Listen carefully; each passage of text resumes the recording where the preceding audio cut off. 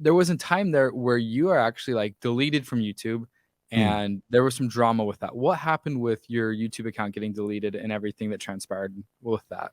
Yeah, I mean, it's not really a big secret that I've gotten round and round with YouTube, and anyone, as soon as you're longer on like the content creation side, you're gonna in one way or another have to deal with them. And their creator support, I would argue, is the biggest misnomer in the entire world, because all you get time and time again is a bunch of HR people who copy and paste FAQ things as like responses to all your questions. They're not actually there as a human to support you. It's beyond frustrating.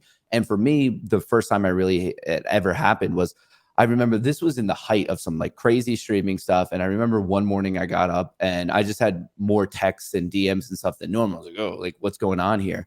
And the first one I read was just from a random Twitter account. They're like, dude, so sorry you lost your channel. That's the first thing I read. I didn't read an email or text like that. That was just like, I clicked on Twitter. I was like, what are they talking about? Like, what's going on here? And then I go to my email, and YouTube told me that like they regret to inform me, but my channel was terminated for being harmful and dangerous, quote unquote. Oh my gosh. And I had no previous strikes or warnings or anything. I was like as clean as they come. And then I got deleted for being harmful and dangerous, like nothing, no warning, no strike.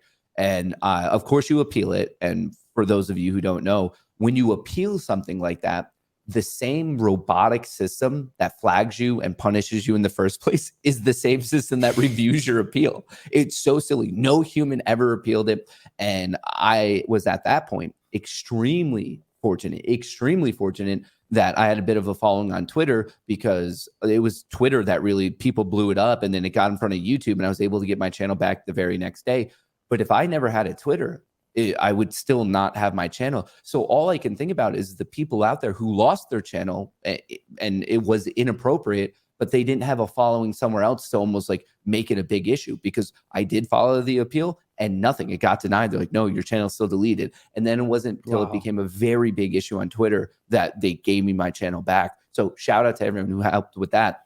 Fast forward a couple months, it happened again. Fast forward a couple months, it happened again. I was removed 3 separate times from YouTube for being harmful and dangerous, and there was no reasoning whatsoever. Folks, if you look at my channel, I'm messing around talking about trading stocks as not like, if you look at the harmful and dangerous category for the terms of service, it is very, very bad stuff. It's nothing I want to say in this video because it'll probably get you in trouble for being harmful and dangerous, but like, it's very, very bad. I was like, dude, I talk about stocks. This is crazy.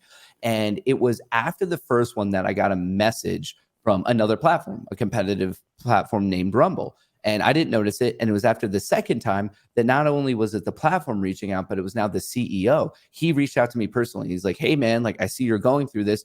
You can come to our platform and we promise you, unless you actually break the terms of service, you will never be kicked off it. I was like, that sounds cool. And basically a couple days after that, I started putting all of my content on both YouTube and Rumble. And that's another thing that I just haven't looked back from.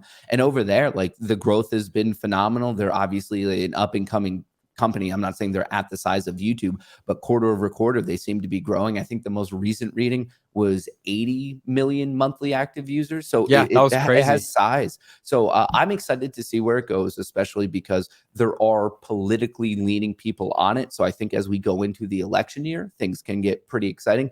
But for me, especially in the world of finance, it's a question of how can you de-risk the situation?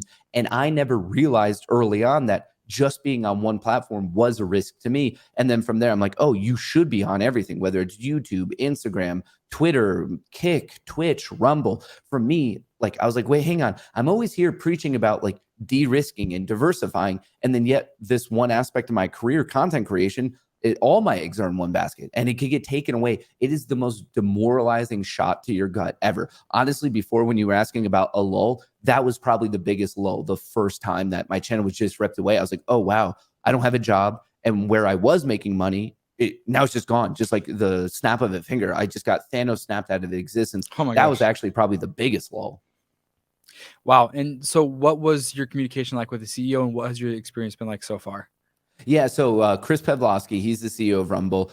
Basically, that was his pitch. He's like, how about you come to a platform where you're not going to lose everything for just like a random reason? And I was like, oh, that sounds awesome. So he actually called me, which I was like, I didn't even know that CEOs call individual content creators. That was pretty cool. So I was able Yeah. to talk with him, and he just told me what's going on. He's basically said, hey, we're up and coming, and our main mission is we just care about free speech. As long as you are not breaking the terms of service, you can stay on our platform. We are not tipping, I guess, the algorithm in one favor or the other. We're not making just random decisions. He's like, we are here to focus on being the best platform we are, not focusing on, I guess, like random ideology. And I honestly, I still to this day don't know why I was removed any of the 3 times on YouTube.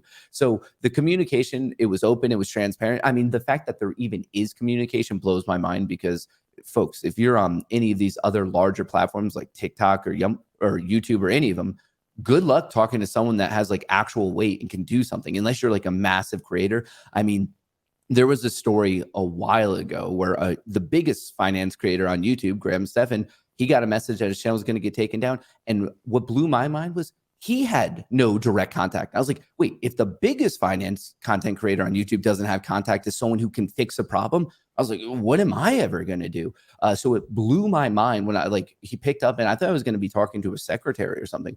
He's like, hey, it's Chris. And I was like, no way. It's not Chris. I'm not talking to the guy who like makes decisions here. So I thought that was crazy. And ever since then, it's just been a blast. Like another, just so fortunate, like because I was on their platform and they're a SPAC deal, that's how they went live. I was there at the NASDAQ at their IPO. Like I met all the people who were there. I met, like, it was just cool to see that type of a thing. It was extremely, extremely exciting. And then just to kind of be there and see how it grows and see their tech advancements, it feels like very early YouTube, where like I get that from a technology and even a popularity standpoint, it's not there, but I'm just focused on the trajectory. At one point, random apps like TikTok were kind of random apps that no one heard of. And then all of a sudden you fast forward a couple of years and they're the hottest things. So do I have a crystal ball that tells me this will be as big?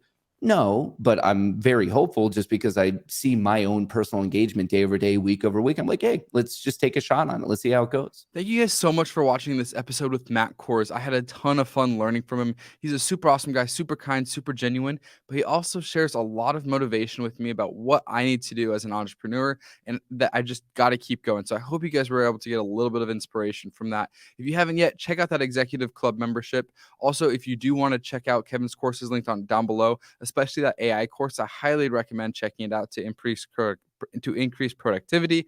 And if you haven't yet, consider subscribing. Lots to do, but I cannot wait to bring as much value as possible to you guys. Like always, thank you for watching. I'll see you in the next episode.